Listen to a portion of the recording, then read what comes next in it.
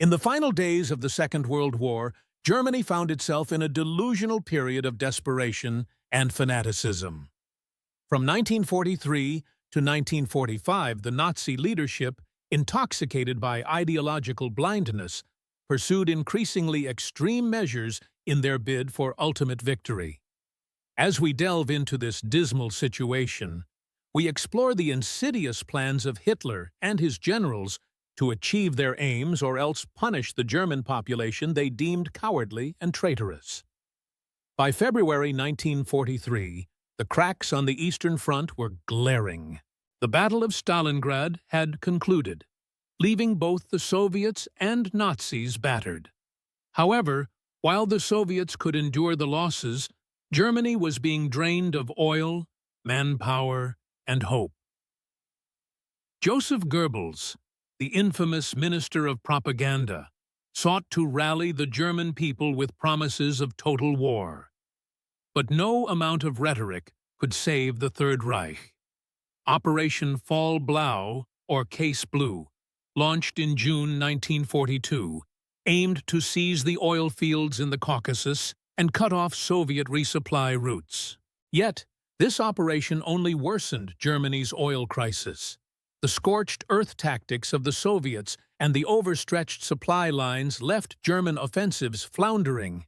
Stalingrad marked the deepest Nazi penetration into the Soviet Union, but the offensive was ultimately repelled, leaving Germany's ambitions in tatters. Despite these setbacks, Nazi officials clung to some optimism. The failed Allied raid at Dieppe in August 1942 and heavy casualties inflicted by the Luftwaffe on Allied bombers suggested that Germany might still win the war in the air. Hopes were pinned on cutting-edge jet fighters like the Me-262.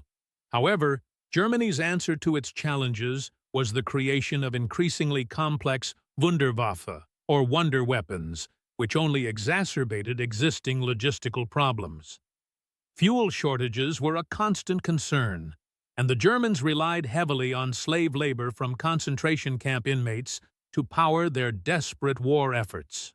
Albert Speer, Hitler's armament minister, struggled to keep German industry afloat, employing schemes that paradoxically worsened the economic situation.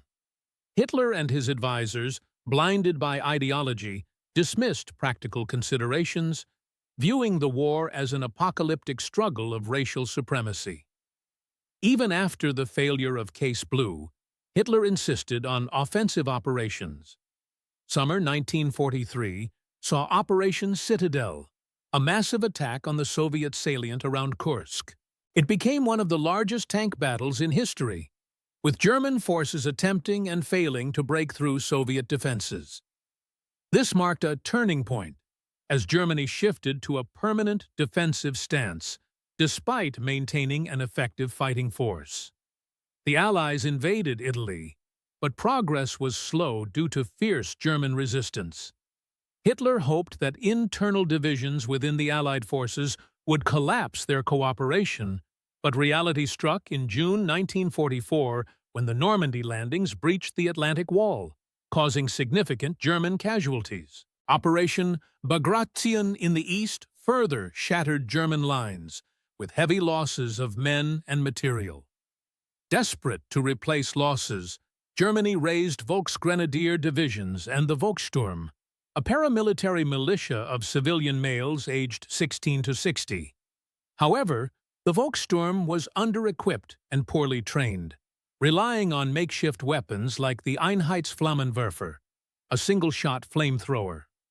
Despite propaganda efforts to inspire resistance, the Volkssturm could not significantly alter the war's outcome. In a final gamble, Hitler ordered Operation Wacht am Rhein, an armored attack through the Ardennes in December 1944. The goal was to split the Allied forces and force Britain into negotiations. Initially successful, the offensive soon faltered due to fierce American resistance and a lack of fuel. This failure exhausted Germany's reserves, leaving them vulnerable to Soviet advances. By January 1945, the Soviets launched the Vistula-Oder offensive, driving deep into Poland and reaching the Oder River. The German defense crumbled, and fear swept through Berlin as citizens realized the Soviets were at their doorstep. Despite last-ditch efforts to defend the capital, Soviet forces stormed Berlin, culminating in the capture of the Reichstag. Hitler, isolated in the Führer bunker, faced the inevitable. On April 30th, 1945, he committed suicide, leaving Nazi Germany leaderless. With his death, the war effectively ended, as many of his followers chose death over a world without National Socialism. On May 7, 1945, Germany surrendered unconditionally, marking the collapse of a regime that had caused untold suffering. Germany's plans in the final years of the war were reactionary and short-sighted, driven by desperation rather than strategic brilliance.